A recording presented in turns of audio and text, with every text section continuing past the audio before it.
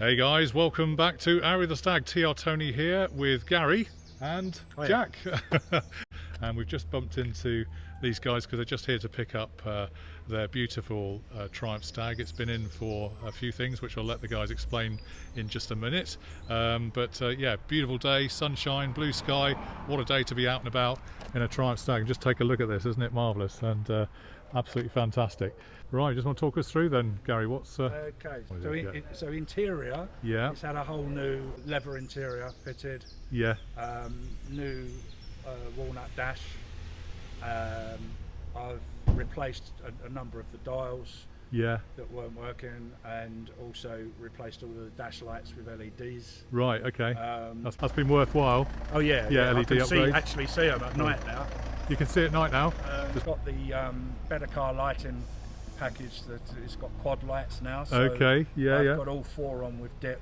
Yeah. And all four on main beams. So that's good. And they've got LED bulbs, so it's as good as my modern car now. Yeah, fantastic. Night time's really important, isn't it? To be able to see where you're going. And likewise on the back. You know, yeah, so, and it's also utilises the backlights for fog lights as well. Now I've just got a separate switch inside. Right. Yeah. I think I saw that earlier on. Actually, a little strip across the bumper at the back. Yeah. So mechanically, it's recently had some work done at Faversham Classics. Yes. They give it a really good full service. Yeah. But also they replaced all of the shocks. Yeah. Springs. Okay. And bushes. Yes. On all four. Okay. Awesome.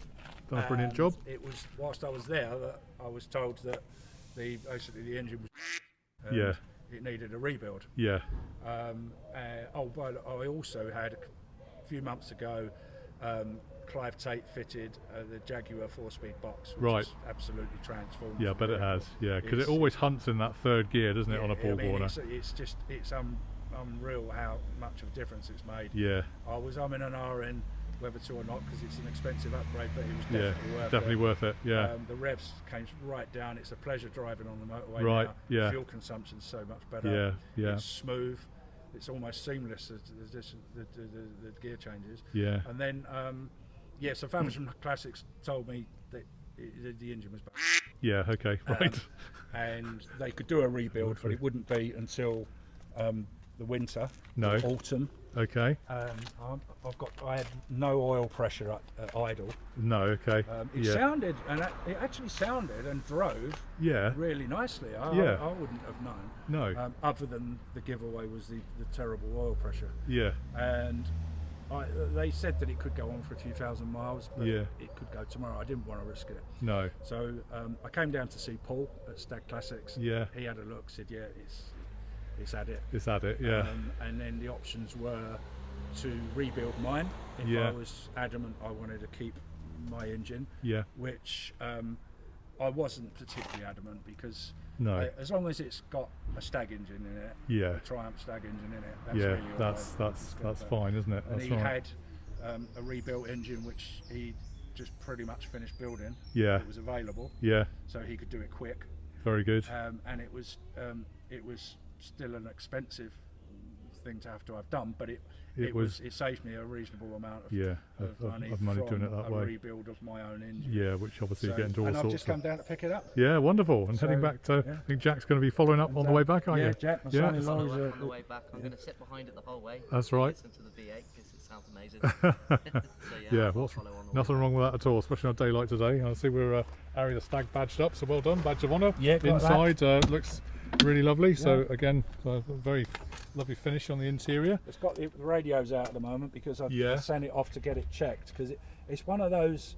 It's a retro looking radio. Yeah. But it attaches. Did you see the little mic there next to it? Yeah, I did. Yeah. It attaches.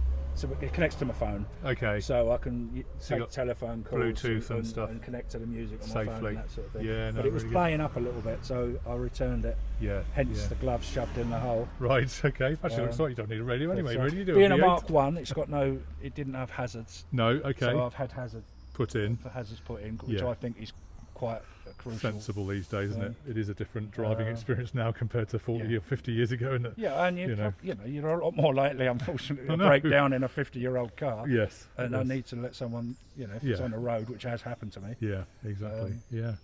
Okay. Shall we have a look under the bonnet? Yeah, sure. Yeah. Have a look under there. And let's fire it up in a minute. But paintwork is stunning, isn't it? Yes, it's been really finished well. The bodywork's in really good, solid condition. Yeah. And I've seen it with all of the interior out and the carpets up, and it's really immaculate. solid. It's a good car. As is the boot. I replaced all of the boot carpets and I made my own boot boards. Yeah, okay. Out of marine ply. Yeah, well done. Well done. Just using the other pattern or something. Yeah, exactly. Yeah, that's exactly what I did. Yeah. And you got the header tank here as well, which a lot of people have. I put that in. I'm not massively mechanically minded. No, done a good job. I like to try and have a crack at things if I think I can. Nothing wrong with that. Overcome it. No, that's and right. I really want to learn about the car, and so I spent the whole day refurbishing classics, watching what they did. They were so helpful, and and had I been local, I probably would have asked Paul if I could come down and watch him change the engine. Exactly, yeah. So no, that's great. You're always learning, aren't you, in this game? It's kind of, and it's not rocket science, but equally it's the nous, isn't it? Yeah. And when you've done a job like that, it's like, wow, I've done that. It's like, exactly. It's nice. It's a sense of pride, isn't it? Something I mean, if it's got a good set of instructions, which this did come with, then I was capable of fitting it. So where did you get that from? I got that from Stag Weber. Stag Weber, yeah. No, it's and it certainly just removes that anxiety of the water pump, which is down on the top of the engine here, as we know, drying up and causing a problem. It does. Houston, we don't want problems. problems. I haven't, as you can see, connected the alarm. No, right. And the reason for that is that the guy that runs the Oxford division of the Stag Owners Club, which is the division I'm in. Yeah. A chap called Peter Howes, who you might. Yeah, I've heard the name, definitely. He owns LD Park. Yes, I've met him, I'm sure. He said to me, his advice to me was, don't connect it because it's going to be it goes off all the time. Left, right, and centre. And he ended up disconnecting his. Whether that's the right or wrong thing to do, I'm sure that. For me, it's about the level, isn't it? It's actually having it up on that shock strut, so it's above the radiator, so you got the gravity. That's the thing. I think when they designed this thing, it's because it's on top of the engine, you're a bit below there, and it can sometimes dry up, and that's when you get problems, But no, beautiful. That's really lovely. Yeah. Should we hear it fire up? Yeah, why not? Absolutely. Love the chrome finish there, the airbox and the V8. A little bit of bling in Why there. not? Why not? Nothing wrong with that. So Gary's just going to start her up and be ready for the V8. Oh yes, very nice.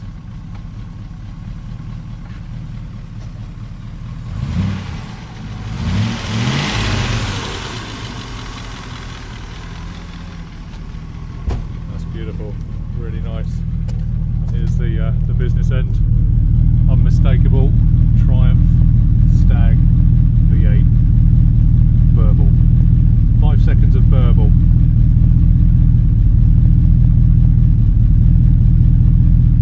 Just a joy.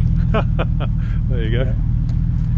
So, there you go. It's looking good. That's really greasy good. fingerprints on it, but all polished out. We'll wipe off it.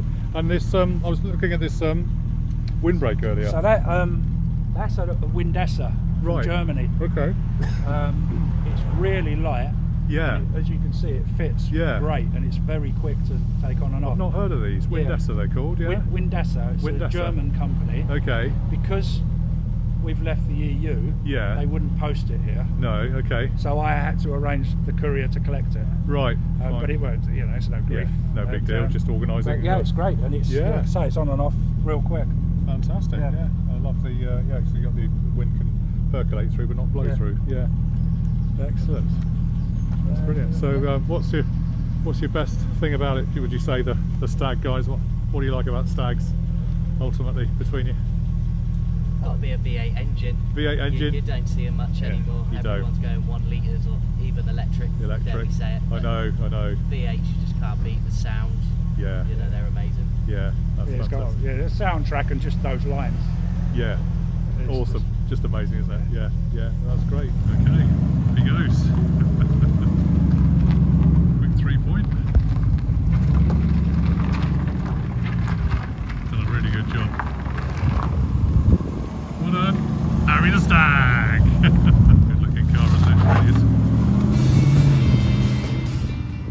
Now, if you like this video and hanker for some more stag fun, then click on this video here and watch us when we went to the seaside with Lady Throop and Downpipe Duke in a Triumph Stag.